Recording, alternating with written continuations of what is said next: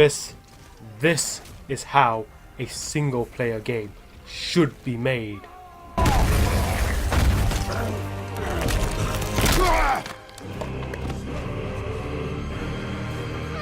Hello button mashers and welcome back to my channel. I'm Outlaw Runner and today we're going to be talking about God of War. Now, as I'm going to be talking about a video game that has just been recently released, this will probably contain any spoilers. So anybody who does not want to find out about God of War through this video, please turn away now. Now, God of War was developed by Santa Monica Studios and distributed by Sony Interactive Entertainment. This is the 8th installment of the video game, as previous games have been based on Greek mythology. This one's going to be based on Norse mythology as its storyline. Being a over-the-shoulder third-person view, a single-player game with a gripping storyline and an element of action and adventure with a hack and slash battle combo, as Kratos tries to teach his estranged son, who does not know of his father's past being the personification of the Greek god of war, or the fact of his own true nature, on how to survive this new world as they go along to fulfill Kratos' wife Freya's last wish. Now, at the beginning of the video, you probably heard me say this is the future of a single player game, and I mean it. The path of a linear where games have been coming more and more towards multiplayer. This is a warm welcome to a single player game. I've played this game since it has released and I've got to say it is phenomenal. All the ratings that have been given to this have been pretty much been spot on, with a minor few difference here and there. As we play Kratos, voiced by Christopher Judge, who is best known for his role as Tilk in the TV series Stargate, and as he makes his debut appearance as the protagonist in this game. Indeed. As you journey with your son Atreus, voiced by Sonny Ceciliak, who has been in TV and films such as Criminal Minds and The Scared Deer, as he does his debut appearance as the voice for Kratos' son, or as Kratos likes to call him, boy. I cannot seriously tell you how many times Kratos likes to say boy all the time. Seriously, if you try and make a shot game out of this, you will seriously pass out from alcohol poisoning. No place for a boy. Come boy. Now boy. Come boy. Now you start the game with finding out that Atreus' mother, Freya, has passed away with no end, and according to her last will, that she wishes to have her ashes scattered at the highest point in Midgard, which happens to be Jotunheim, the land of the giants. Oh, there do I see my father.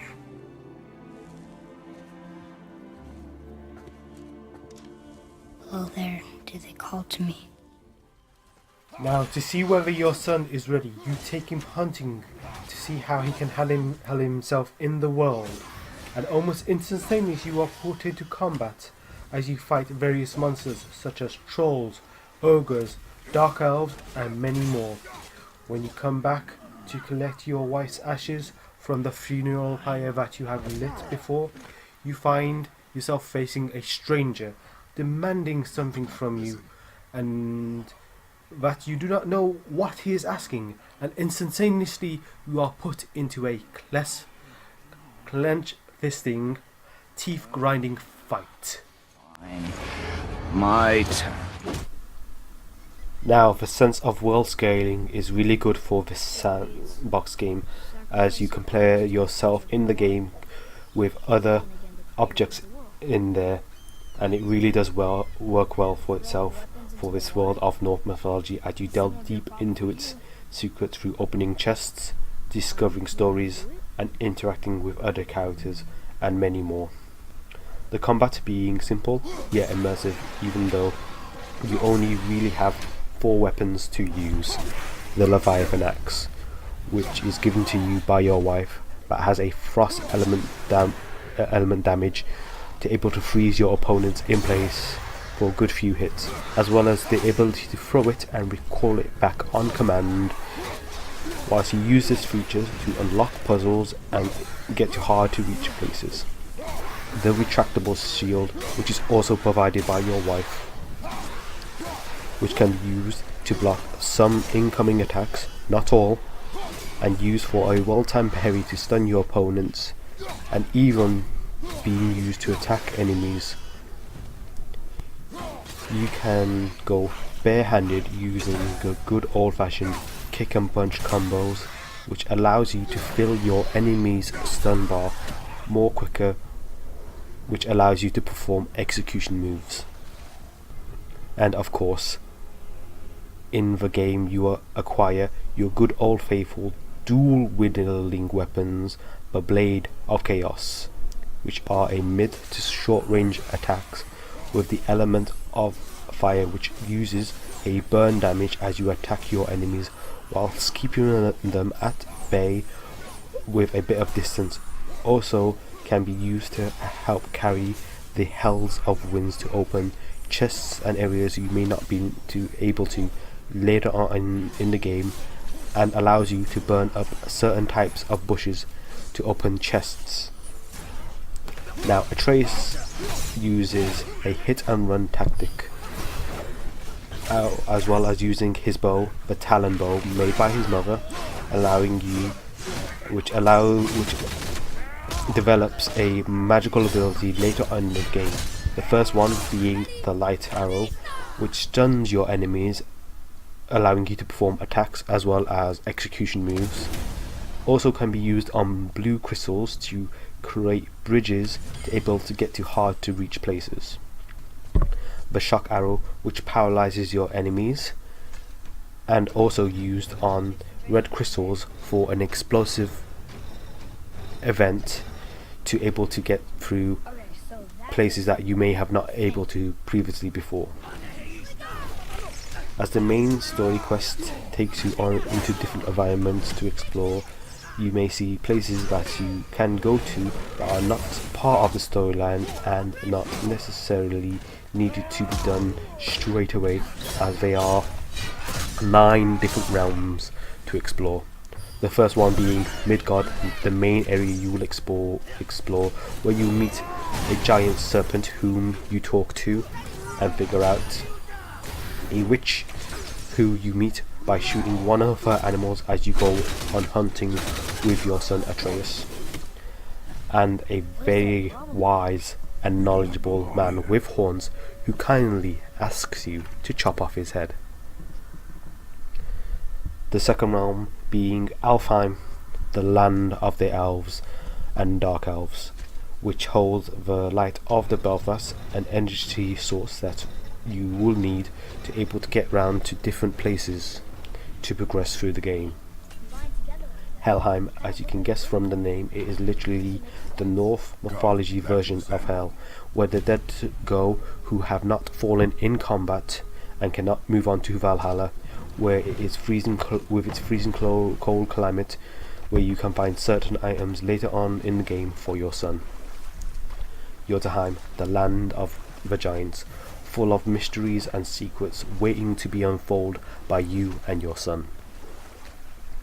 Misselheim, a land of fire, where you get to test your abilities and receive rewards for clearing each stage, the last stage being to fight a Valkyrie. Niflheim, the land of mist and fog, where the fog is poisonous, and if you stay in too long you will lose health and eventually die. The site of where Israel, the blacksmith, famous among the dwarves, have kept most of his legendary items and secrets. As you progress through the game, you will discover other realms and secrets that might hold for you, such as Valhalla. Now these places will be locked off and you will not able to progress further on in the game, which does suggest to me a future DLC or possibly even God of War 2 later on in the years and months preceding. Now this game does have a RPG element feel to it, where you can equip better armor by getting it through opening chests or visiting the two dwarfs blacksmiths. Brock, with his blue skin, a straight up, no nonsense and foul mouth smith, and Sidra, the polite, timid, but so much of a germaphobe. They improve your weapons as well as a source of new armor and perks. You have 3 pieces of armor, being your chest, your wrist, and your waist, each one giving you different perks, defense, and attack ability. As well as having that, each one can have up to 3 slots for added extra benefits, depending on the item itself. You also can put 2 perks onto your 2 main weapons, your Leviathan Axe and your Blade of Chaos. By holding down the L1 button and hitting either the heavy or light attack, you can perform special attacks that take out a horde of enemies or perform more damage to a single opponent. Now, you're probably sick of me banging on about how good at some and most of the storyline is, but oh my god, I cannot stress on how much I enjoy this game. It was gripping and compelling, a telling of how a father and son deepen their bonds and relationship with each other as this game throughout this game. This is seriously a game that I recommend everybody to play, and you will find it enjoy it. I give this game a 5 out of 5 rating as you play through this epic journey of a father and son and how he teaches him to survive this world. Well, I do hope you enjoy my video of God of War and how well it plays. Now, please don't forget to like my video by hitting that thumbs up, comment down below of what you thought and any other games that you wish for me to review, and hit that subscribe button to see more of my videos. And remember, keep bashing those buttons.